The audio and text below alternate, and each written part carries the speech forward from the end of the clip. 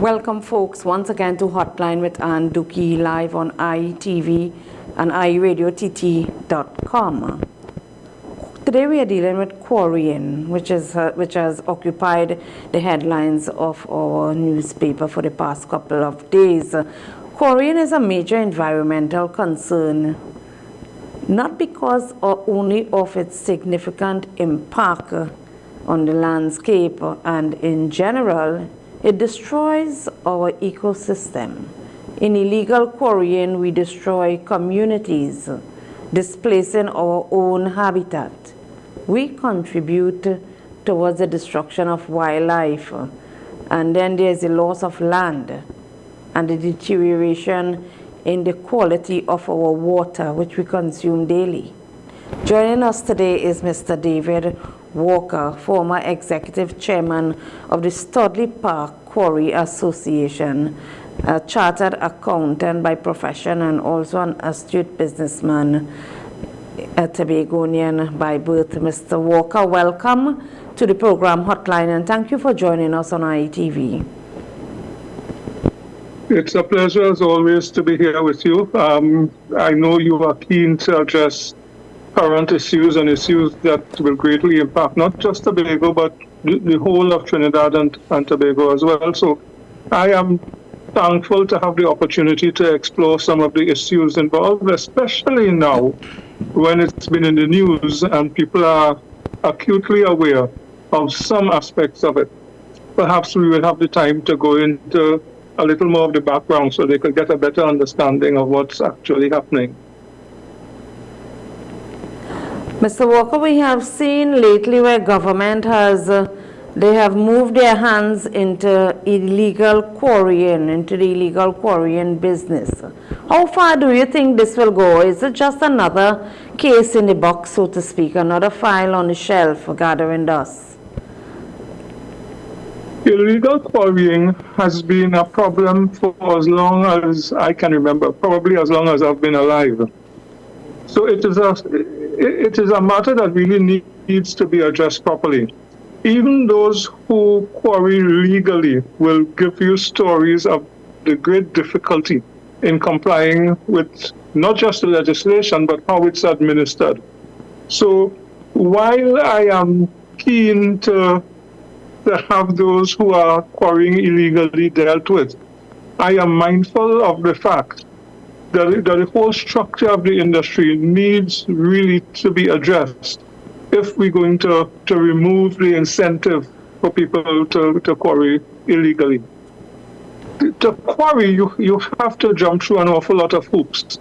You have to get permission to blast. You have to get permission to do with the atmospheric environment. You have to be tested every so often. You have to get permission to bring the blasting equipment and the dynamite and explosives in. And there's a whole long list of things that you have to do. And I could tell you from my experience that the authorities do not always move with the speed that we would like them to move, even when we have everything in place. So yes, let us deal with those who are breaking the laws and the rules presently, but let us at the same time address the challenges that the people who run these quarries face. And let us not forget that we absolutely need quarrying. We will not build new roads if we don't quarry. We won't be able to build shoreline defenses if we don't quarry. So our infrastructure is heavily reliant on the quarrying industry. So it's very, very important that we take a broader and deeper dive into the challenges faced by quarrying, one of which is the existence of illegal quarrying activities. Mr. Walker, what are the requirements for obtaining a license to quarry or to obtain aggregate in Trinidad and Tobago? Sorry, I didn't hear the first part of that. I'm asking to tell our audience what are the requirements for obtaining a license to quarry, to legally quarry, or to obtain aggregate in Trinidad and Tobago. essentially, you have to gain permission from a number of agencies. And unfortunately, as well, those agencies don't necessarily work very well together. So you may find yourself obtaining permission from one, but not the other. It's mainly to do with firstly the Ministry of Energy, because I could be corrected on this, but I believe the Ministry of Energy is responsible for all extractive industries, so be it oil, gas, or aggregate stone. It falls under them. And I hate sounding as if I'm attacking people, but by my experience, they have been too slow in responding to the requests from individual quarries. And something that I would like to see, if we're going to try to address that, is we need an umbrella group representing the quarries, the legal quarries, so that the things that I am talking about today can be addressed at that level, rather than every quarry operator having to go through the same hoops over and over again. And, to go back to something that I said earlier, when we stymie the efforts of the quarries, we are stymieing our infrastructural development. It's not just about whether Joe down the road is going to make money this year or not. It's about whether roads are going to get built. It's going to determine almost any major infrastructural project being able to go forward on time and with the quality of aggregate that is required. So yes, there are several agencies. Environmental impact obviously is one. The two major ones, I should say, are those, the environmental impact and the ability to blast. In fact, there are several others. I don't want to go down into too much detail now, but there are 4 or 5 agencies that have to be dealt with in order to quarry legally. Not only in Tobago, we have seen illegal quarrying taking place, but right here in Trinidad, where up in Valencia and so on, up in the hills in Northern Range, where illegal quarrying, it leads to landslides and so on, and we pave the way for our own destruction. Doesn't people see that? Who is looking into this? Which ministry is responsible for this, by the way? So my assumption is that the EMA are the ones who are responsible for all of that. Obviously, they will look at the immediate impact at the quarry site, what is going to happen to the areas after the aggregate is removed, what are the mitigation processes that have been put in place. But also there needs to be a look at the impact of the movement of the aggregate. You mentioned the Northern Range and the national quarries up there and other quarries. You will also be aware of the condition that the roads are left in when you have these 20 and 25 ton trucks transporting the aggregate. So again, we need a more holistic approach. I know that the EMA does its work with respect to the quarry and its immediate environs, but the environmental impact goes much further. And I think as a nation, we need to look at that. We can't just leave it to the EMA to look at what's happening at the quarry and just leave it there. You know, I was just reading where countries like the Philippines and so on, Mr. Walker, where they protest, they form groups and they protest against illegal quarrying. Here in Trinidad, we just sit by and let it go. And then when the rainy season is upon us, we complain when we have landslides. There's not enough action being taken, even by our own citizens.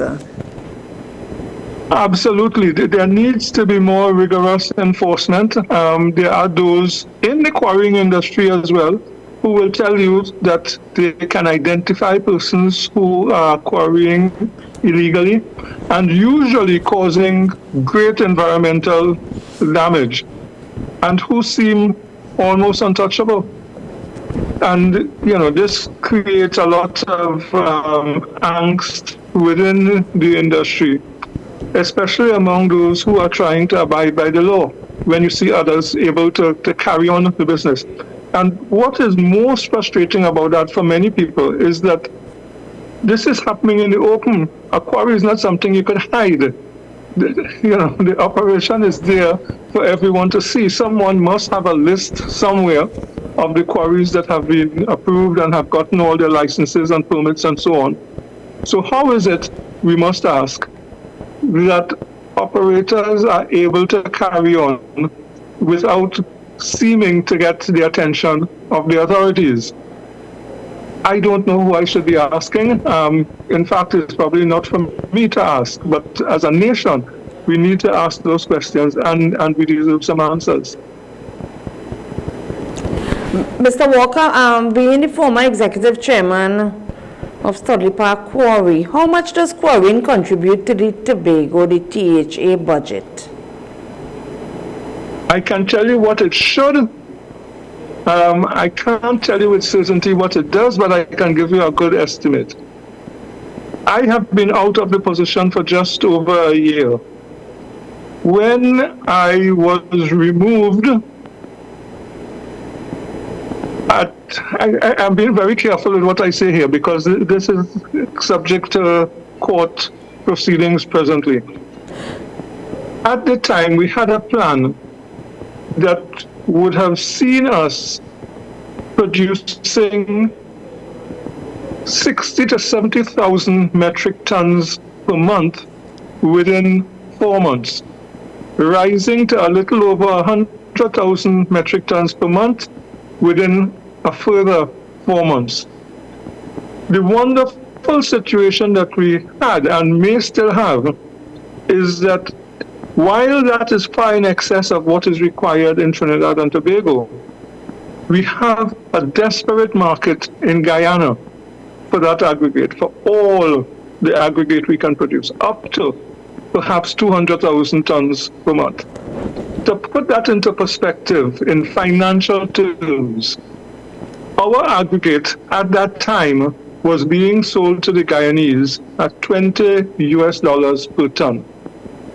So by now, we should have been selling 100,000 metric tons to Guyana at $20 per ton, which gives us $2 million per ton to a guaranteed market. Instead of that, you hear in the news 3 or 4 weeks ago that the quarry wasn't even able to supply the Tobago truckers who just come along for a 20-ton truck every so often. So we are giving away, in my view, the opportunity to earn $2 million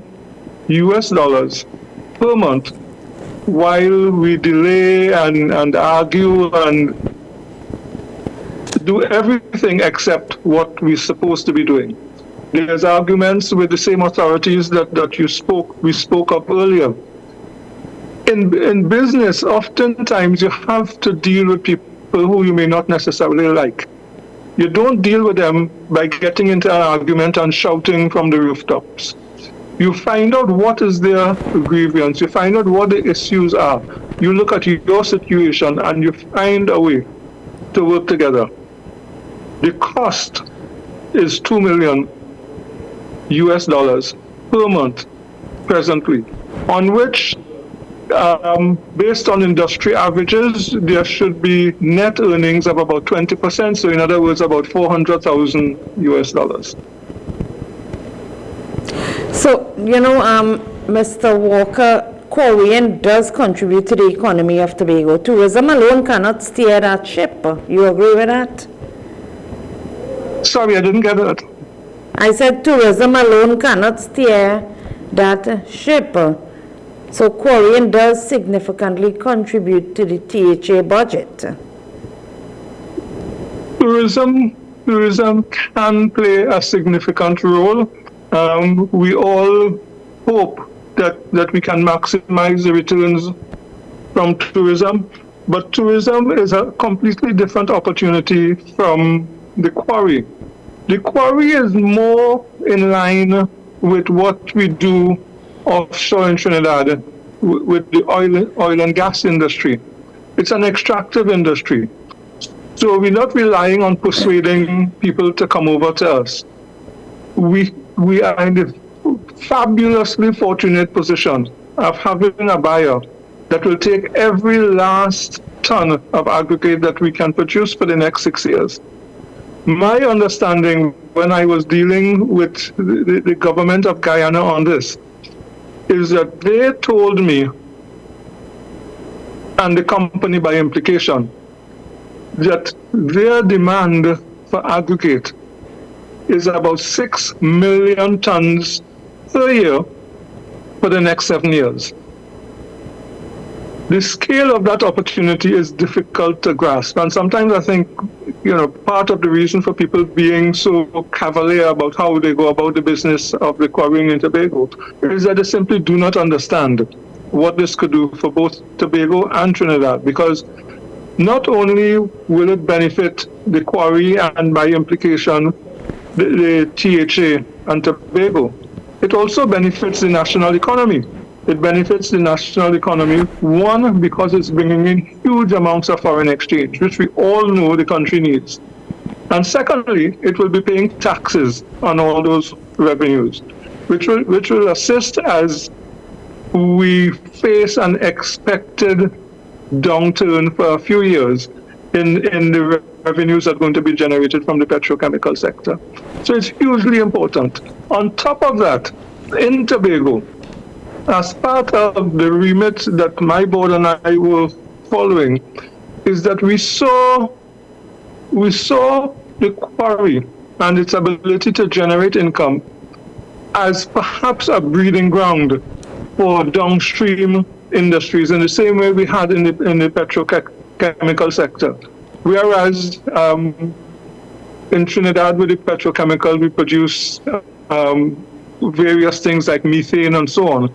In Tobago, there are specialist tiles, there are roofing things that could be developed. So there was a whole network of industries that we were expecting that we could help to incubate in Tobago through Studley Park Quarry, both by the material that it produced, and secondly, because of the revenue it was generating, they opened the door of potential investment in some of these downstream activities. Mr. Walker, let's take a short commercial break, and when we come back, we'll be discussing the THA issue and how they started their term by committing to the expenditure of almost $100 million on credit. Is it a two-blade sword when we create a budget on credit? We'll be right back.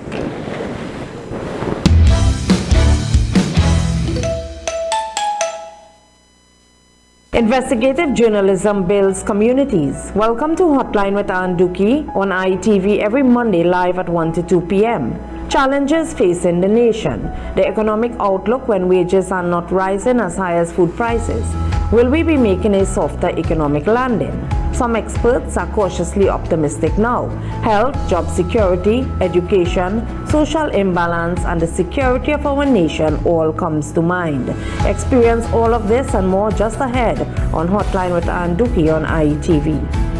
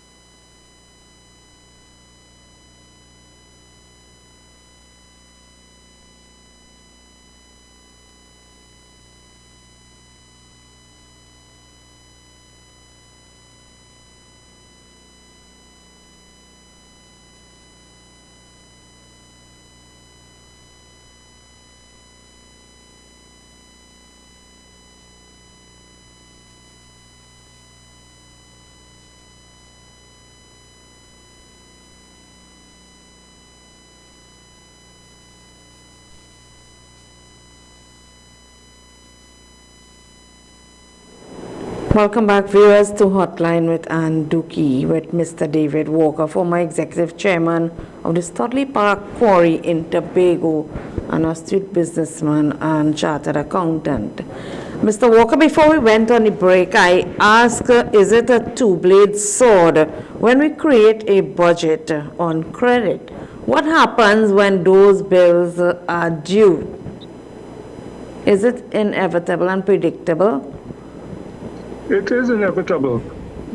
You don't have to be a chartered accountant or an economist to figure it out. We all know that if we are just about getting by on whatever income we have now, let's say it's $10,000 a month and you're just about getting by, you don't get up one morning and say, look, I'm going to buy a new car that's going to cost me another $3,000 without generating some new income.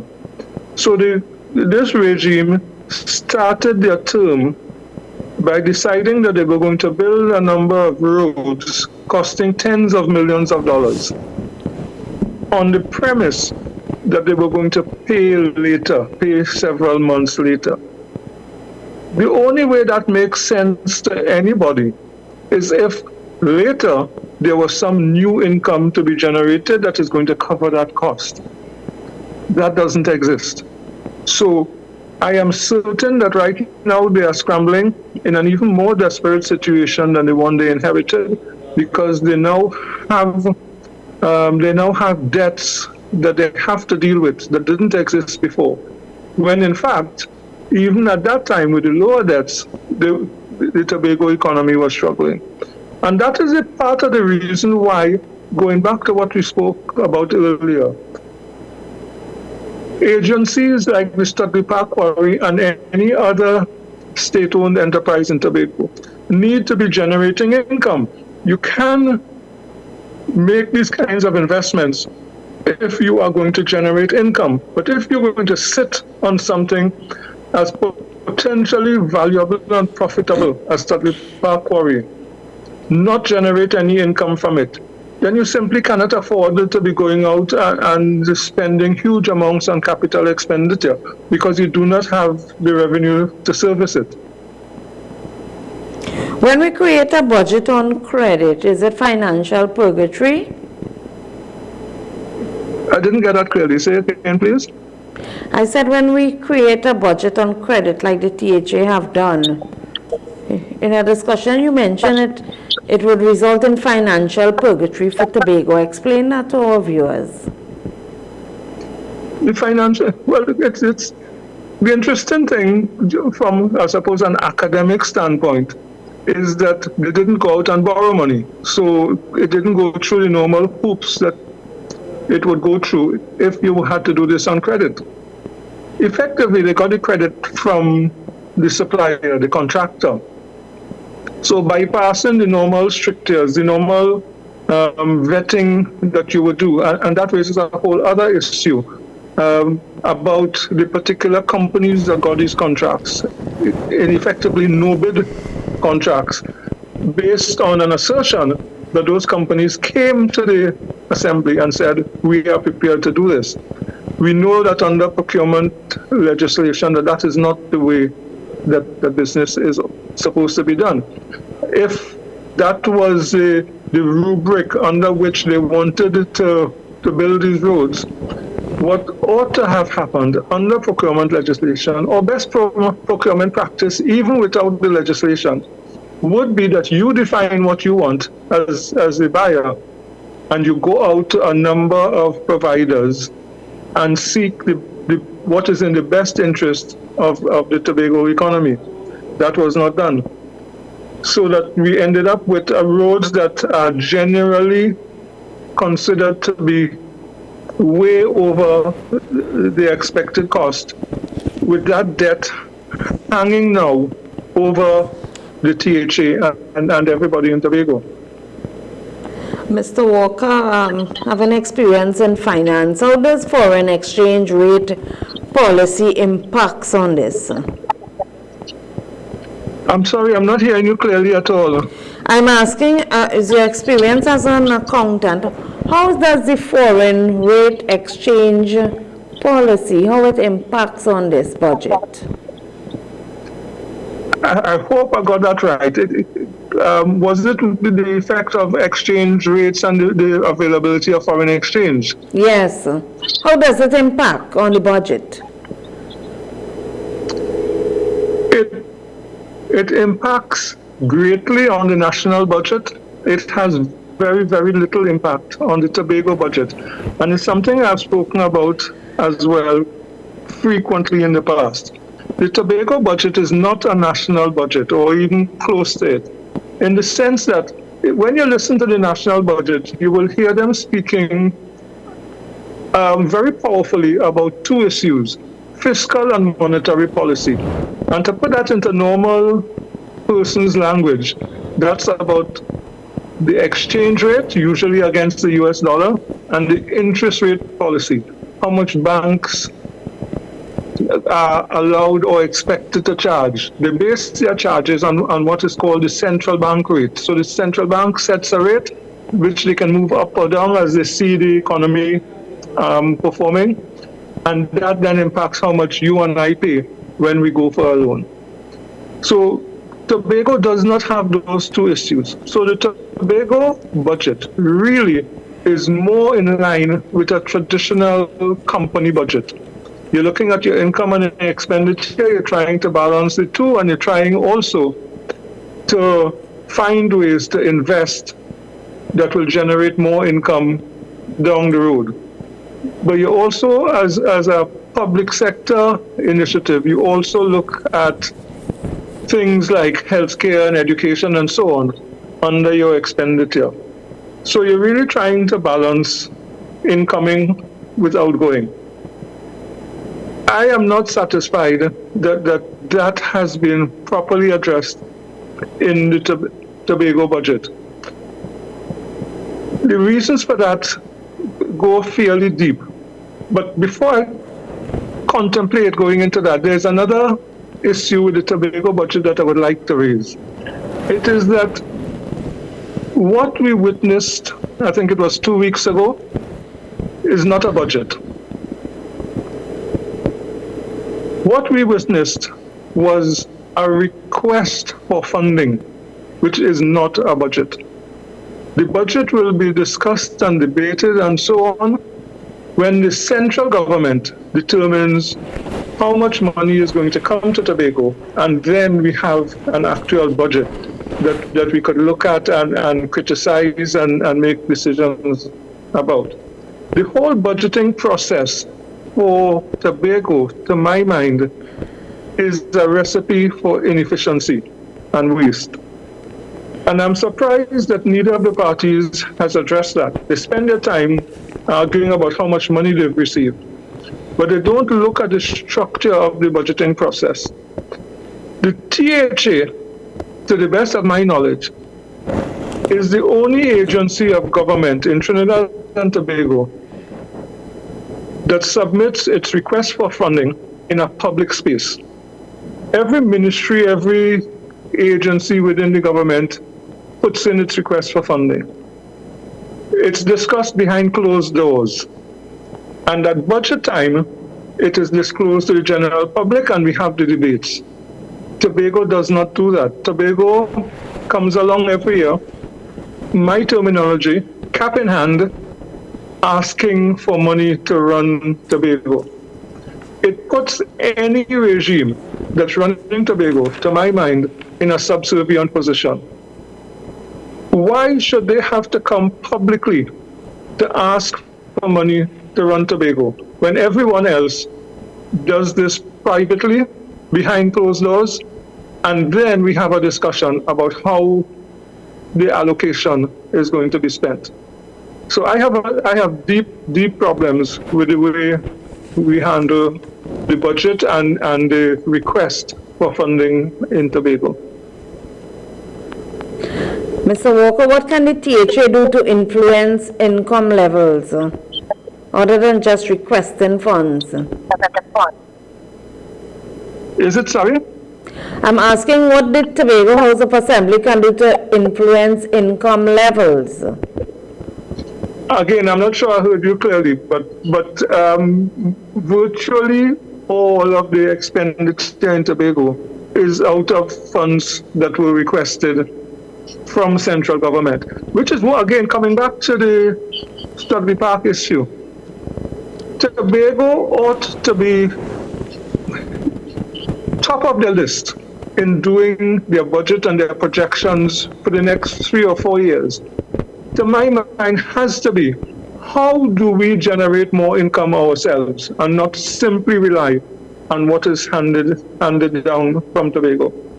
You're always in a better position when you can stand on your own 2 feet, even partially or totally, rather than being totally dependent on someone else to support you. And every year I get frustrated when I see it's virtually the premise of the budget and the budget presentations and the request for funding that we want more money, we need more money, but it has to come from you, central government.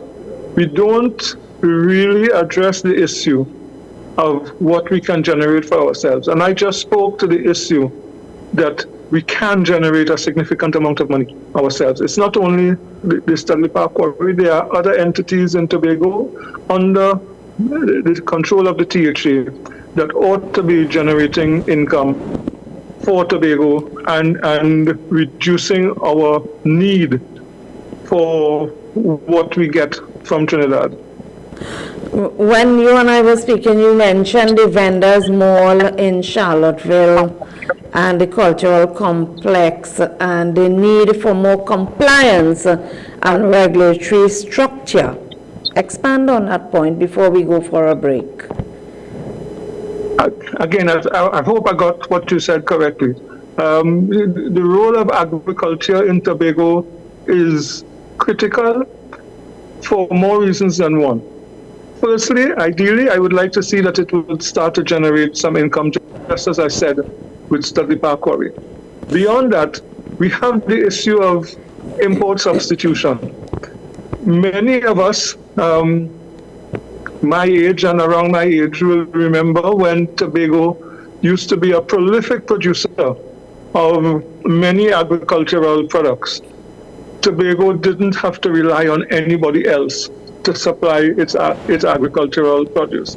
And in fact, it exported to Trinidad certainly and occasionally to other islands. Whether we could achieve that or not is something I don't know. I am not sufficiently clued up on the agriculture industry. I speak to people in agriculture and they highlight a number of pressing problems that they find with the ability to expand the agricultural production in Tobago. And you know that is a subject that requires a whole session on its own. But I know that pre-deal larceny, the prevalence of certain pests are two of the major issues that they face.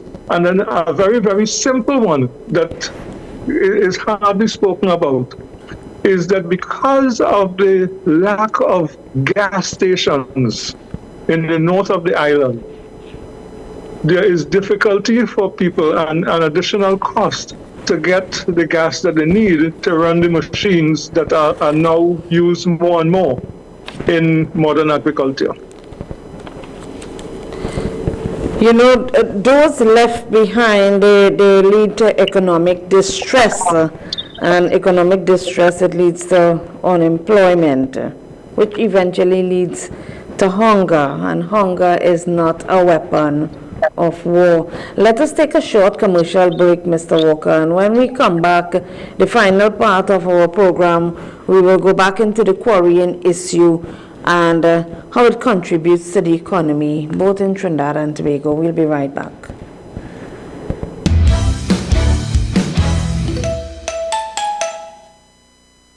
Investigative journalism builds communities. Welcome to Hotline with Dookie on ITV every Monday live at 1 to 2 p.m.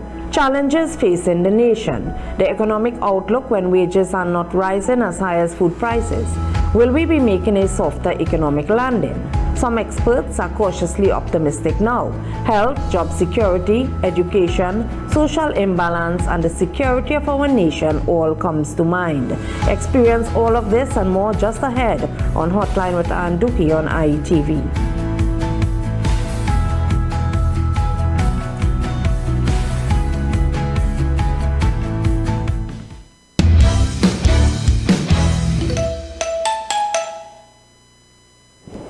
Welcome back, viewers. Seems we are having a little bit of technical difficulty, but Mr. Walker, I hope you are hearing me clearly now. I was saying that those left behind, when we don't have compliance and regulatory structures in place, those left behind, it leads to economic distress. And economic distress, it can lead to mass unemployment, which we are seeing now in Trinidad and Tobago. Unemployment eventually leads to hunger. And hunger, in my view, it is not a weapon of war like what we are seeing in the Middle East now. Mr. Walker, welcome back. How can you inspire the THA if they were to listen to this interview? How can you inspire them, or what words would you have for them to get them on track? I'm struggling. I hardly hear it. I'm asking how you could inspire the THA to get them on track. I understand the Prime Minister is visiting the THA tomorrow. Okay, with respect to the quarry, you mean? Dr. Rowley is visiting the THA tomorrow in a meeting, and I'm asking how can you inspire the THA to get on track? Okay, there are several things that the THA needs to do. Some of them are just structural, how they organize themselves. There are issues specific to the quarry that I can speak to. So let me start with the quarry. Some time ago, the Prime Minister wished to visit the quarry, while initially I was still in position. I had agreed to that visit, bearing in mind that the Prime Minister, prior to his ascension to his current post, had been, I believe it was the chief executive at National Quarries, and he is a geologist. I saw a fantastic opportunity to learn from his experience and his expertise.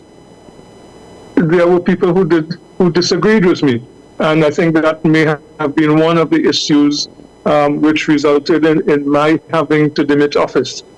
I feel that it is critical for the Prime Minister and the people in central government to speak with the entire industry in order for us to benefit from the quarrying industry in a manner similar to the way we've benefited from the petrochemical industry.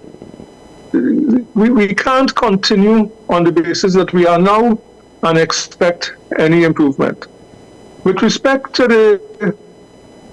the management of the finances in Tobago, there are several things that we should be doing fairly quickly, which are common to almost any organization's finances. We particularly need better decision making as to where we spend money, particularly where we're talking about capital expenditure. And capital expenditure will break for the purposes of discussion into two sections. The first section is where we have businesses owned by the state whose purpose is to generate income. So in Trinidad, again, it will be Petrotrin and a few others like that. In Tobago, I am saying that it should be Studley Park Quarry and a few others like that. And then you have development expenditure that goes towards what we will describe as the public good, the schools, the hospitals, even the roads, which bring no direct income into the THA, but which facilitate the workings of the economy so that money can be generated. I am strongly of the view that we have not taken the first seriously in any way, shape, or form. And that if we do not do that, we will be digging a deeper and deeper hole for ourselves as we go forward. I would like to see during the budgeting process the companies identified as being those that will generate income. I would like to see the expected returns documented in the budget presentation so that in a year and 2 years from now, we can assess whether we've achieved what we set out to achieve.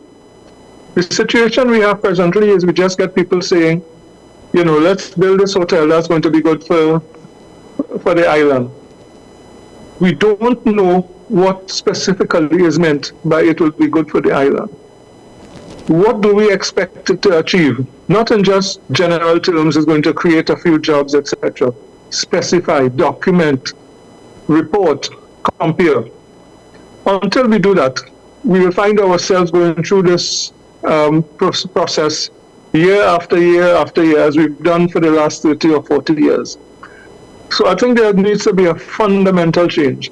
Now, I was quite interested when in the budget presentation, the then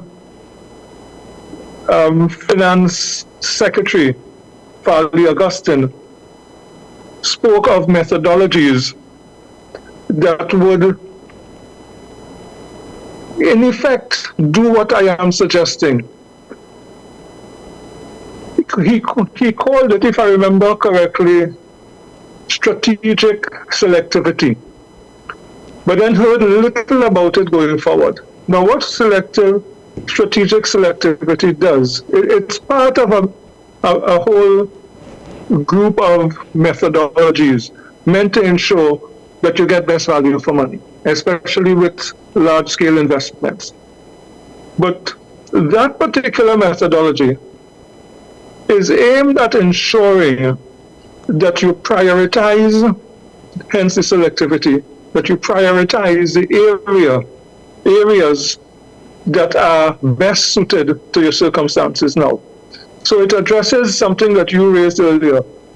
Is agricultural production high up the list? Is the building of a large hotel high up the list? So it will determine those things so that we don't go along as we have been in the past of just coming up with an idea on an ad hoc basis and saying, look, this is what we're going to do. And if you don't like that, well, you're against progress. So he suggested that, but I have not seen it in the rest of the budget.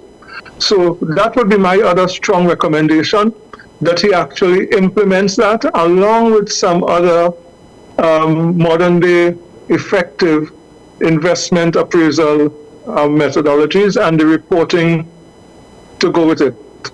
I would add to that as another, if you like, specialist area within the emerging budgets. So you're seeing it in America, in the UK, Europe as well. The notion that is utilized in the private sector amongst large corporations calls enterprise risk management, which allows you to better evaluate options ahead of you, to better prepare for the challenges ahead. So this is a new one for me. I would like to see the embrace of enterprise risk management within the planning process at the THA level. And I should add that while I was at Studley Park Quarry, I did invest in a seminar by professionals in the field to come and speak to our board. Because, you know, having that kind of expertise within the board is critical in ensuring that you get the best returns possible. Factoring in the foreseeable and to some extent the non-foreseeable risks that the enterprise faces. We have a long history of contempt for regulation. We don't follow proper procedure. And this is one fault that we have, and it saddles us with unnecessary expense. And as you pointed out, it leads to a number of failed projects. If you're familiar with the game of cricket, perhaps it's time for us to have our second innings. Mr. Walker, what can we do to prevent all these failed projects and therefore cut down our expenses? Well, in one word, and it's a word that none of our politicians seems to like, it's planning. And after planning, execution, monitoring. I hear the refrain over and over and over again that there is this view that you can talk a project to death. You can also not talk a project to death. Who amongst us would be unhappy if by doing the proper analysis, doing the proper investment appraisal, we had not spent the $12 billion that we spent at Petrotrin before we recognized that we had a problem? Who amongst us? I struggle to think of any projects other than the oil and gas sector where the government has invested significant sums of money and it's been a success. In Tobago, look at the Magdalena Hotel. We constantly hear we need a brand name hotel in order to kickstart the Tobago economy. Well, they went and got Hilton without doing the analysis, and what has it gotten us? It's gotten us annual losses. I don't know how much it runs to, whether it's tens of millions or hundreds of millions. But from the day that place was built, we've been pouring even more money into it. Proper analysis would have avoided that eventuality. I could think of many other projects. I'm sure our listeners and viewers can think of many other projects in the areas where they live, where significantly large numbers of dollars have been spent for virtually no return. Let us invest a little more money and, if necessary, a little more time in the evaluation process. Most of these failures could have been predicted.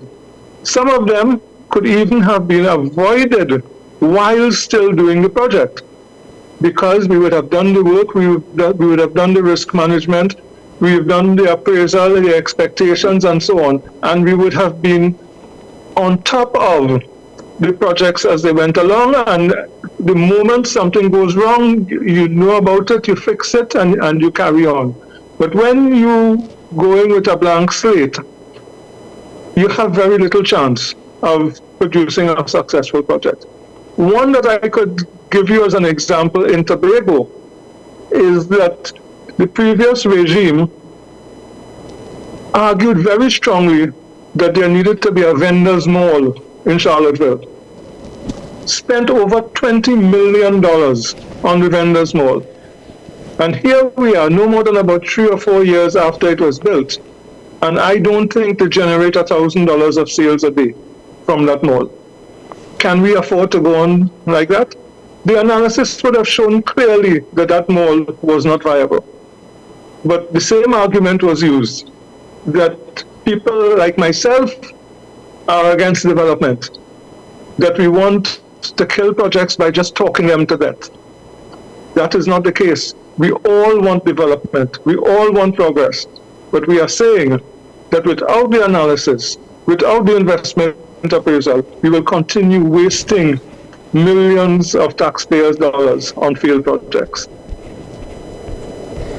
Mr. Walker, we should not let anyone write our own story. You know, we have to tell ourselves we are the captain of our own ship and steer our own ship.